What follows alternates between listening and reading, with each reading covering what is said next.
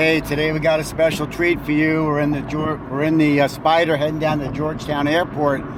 Believe it or not, a B-29 has landed there, one of only two that are still flying in the U.S. And this was a very important bomber during World War II. We're going to check it out. So keep watching and come along with us.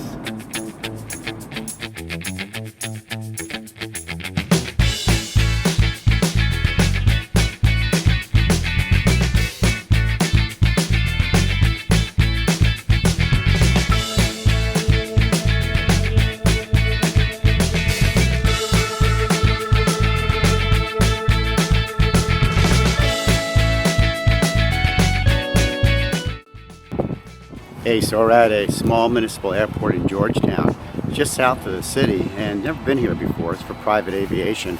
We're going to check out what they have to show us today. You ready? I'm ready. During World War II, the Air Force needed a bomber that could fly at a higher altitude, have a longer range, and carry a heavier payload. Introducing the B-29 Superfortress.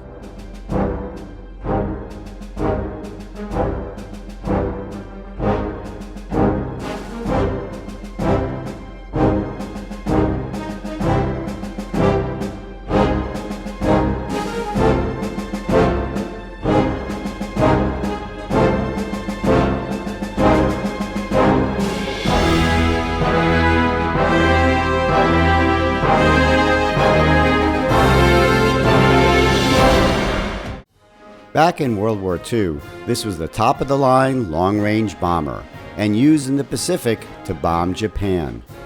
It was the first bomber that was pressurized, and it had two bomb bays.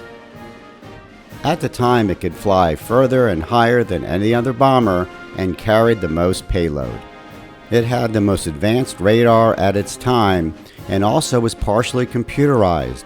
The gunner could actually control all the guns on the plane from one location. Each engine had 2,200 horsepower, and the only issue was that sometimes the engines would overheat and catch on fire. And it has 2 million rivets, all of which were placed by hand, by Rosie the Riveter back in the day. And if you didn't already know, the B-29 was the plane that was fitted with the atomic bomb, which it dropped twice on Japan.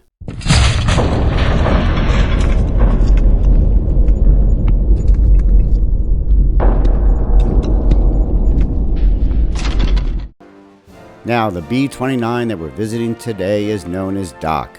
After it served in the Air Force, it was placed in the Mojave Desert for storage. But then, in 1998, a fellow by the name of Tony pulled the plane out of the desert and sent it back to the Boeing plant in Kansas, where it was restored.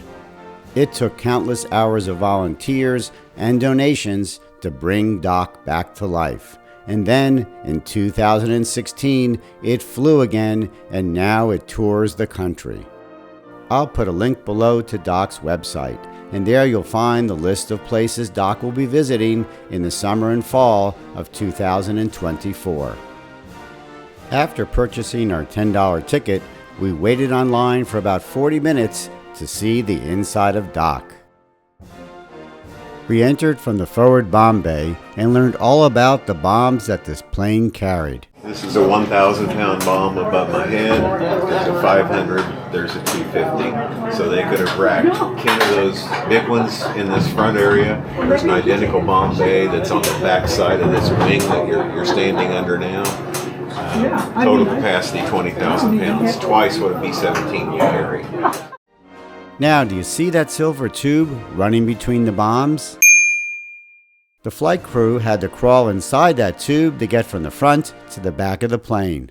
And look at this. Check out all the cables that run along the fuselage to control many of the systems within the B-29. After spending some time in the bomb bay, we headed up a short flight of stairs and then crawled through a hole to get to the cockpit area. And here we learned what goes on in the cockpit during a mission. And in the rear of the cockpit, you'll find that metal tube that the flight crew had to crawl through to get from the front to the back of the plane. And supposedly, nearly everything you see works.